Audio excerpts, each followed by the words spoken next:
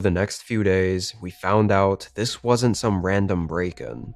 He had been watching me for a while, having random pictures taken of me in public and outside of my home. Some of me just sitting on the porch at night, like he was out in the dark field hiding in the pitch black in front of me.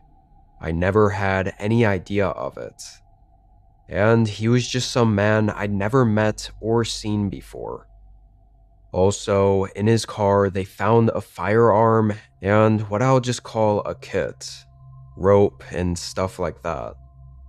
It's fairly obvious what he was going to do had I walked out of my room that night, and I'm very lucky things went the way they did, despite how awful of a situation it was.